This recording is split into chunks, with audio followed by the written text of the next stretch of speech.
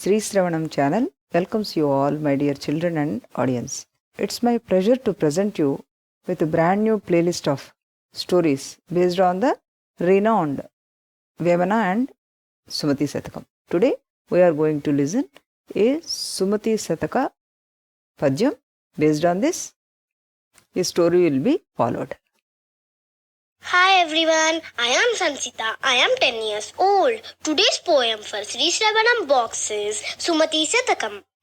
Sarasamu virasamu korakE, paripoorNa sukhambu ladhika baadhalakorakE, viruguTa korakE, dhara tagguTa hechchukoraku, tadhyamu Sumati. Lovely. Sansita, you sung this poem in a beautiful manner. Keep it up. God bless you. My hearty congratulations to you. Let us know the meaning of this beautiful poem through a story. O noble mind, ridicule might lead to unpleasantness. Great happiness might lead to great suffering. And growth might lead to a fall. A fall in prices would definitely lead to their rise later. A beautiful moral from this poem. Let us listen to the story. In an ancient India, there was a king, Sreepada, who had a young and beautiful daughter by name Sukanya. Near his kingdom, in the deep woods, there lived an old sage by name Chavana. He lived all by himself and used to go into deep meditation for long periods. He was not aware of what was going around him, till he came out of his trance every time. Sometimes creepers used to grow on him, sometimes ant hills used to be built around him, but the sage had such deep concentration. One day, the playful Sukanya went out to the woods with her friends and spent the day out. As they were playing hide and seek, Sukanya spotted a huge ant hill. She had never seen an ant hill before and so went near to that ant hill with her friends. The friends were also unaware of what the structure was and they wanted to see what was it inside. So, Sukanya took a sharp stick, poked it into the anthill. Something moved inside, and a loud voice with pain, arose from that anthill. The anthill split open, and there came out the old sage, Chavana, with both his eyes bleeding. Sukanya was startled and shocked. Startled that there was a man inside the anthill, and shocked that her stick had hurt the eyes of a poor sage. She did not know what to do, and her whole body shook in panic. The place guards who had accompanied the girls for security ran and told the king of what had happened, and the king rushed to the spot. Sukanya was pleading with the sage to forgive her, but the sage was in no mood to forgive. The king also asked for forgiveness and told the sage that he would grant him anything he asked. The sage said, "O king, I live all alone in these woods till today. It was okay, as I was able to manage my activities alone. But your daughter has blinded me with her prank. How will I, a blind man, survive alone in the woods? I seek your daughter's hand in wedding so that she can help me in my daily activities." The king could not say anything as he had already promised the sage that he would grant anything. In those days, a promise was always kept and people never went back on their words. Sukanya was horrified. She was so angry she had to marry this old sage. But she knew she also had to honor her father's words. Children always respect their parents' words and believed that the parents did good only to them. She had no other option but to marry the old sage. She started to live with the sage in his hermitage. Soon she started liking the lifestyle of the hermitage and served the sage wholeheartedly. Life was going on very smoothly when one day the Ashwini Kumaras, who are celestial beings, the physicians to the Devas, were passing by the sage Chavana hermitage. They spotted the young Sukanya and were enchanted by her beauty. They came down and inquired about her and came to know that she was sage Chavana's wife. They were taken aback by the truthfulness and sincerity of the Sukanya and admired her faithfulness. Still they wanted to test her. So they said, Sukanya, we have not told you who we are. We are Ashwini Kumaras who are celestial physicians. We can restore youth to your husband, but on one condition. Sukanya was excited and asked them what was the condition. The Ashwini Kumaras continued, we shall take your husband into the river for a dip, and when we came out, you have to identify your husband correctly. If you do so, your husband will have his youth back. Sukanya convinced the sage Chavana to go with Ashwini Kumaras, and they all dipped themselves into the river. They were out in a jiffy. But what was this? All the three looked alike? Sukanya had to identify her husband correctly.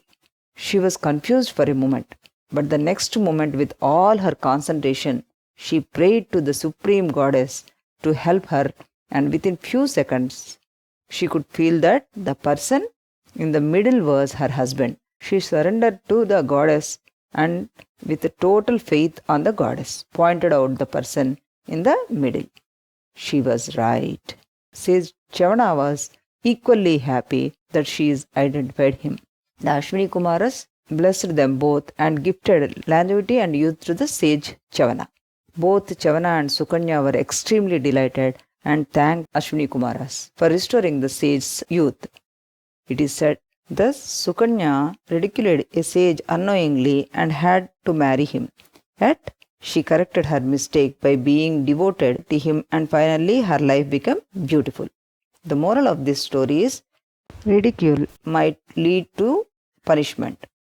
Bear adversity with patience and reap rich fruits. What a beautiful story. Srisravanam ఛానల్కి చిన్నారులందరికీ శ్రోతలందరికీ కూడాను మరొక్కసారి స్వాగతం.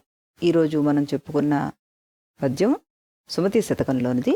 దానికి సంబంధించిన చక్కటి కథ సుకన్యది చెప్పుకుందాం ఈరోజు.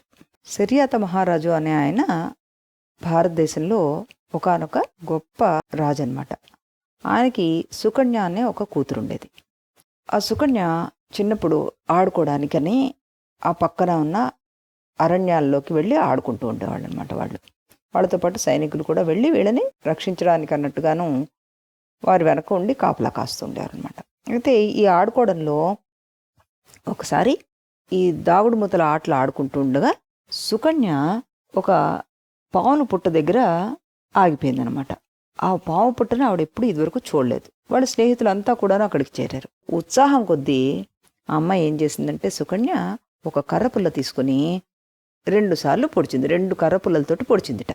2 కర్రపుల్లలతోటి పొడిచేసరికి అందులోంచి ఆ అన్న శబ్దం వినబడింది.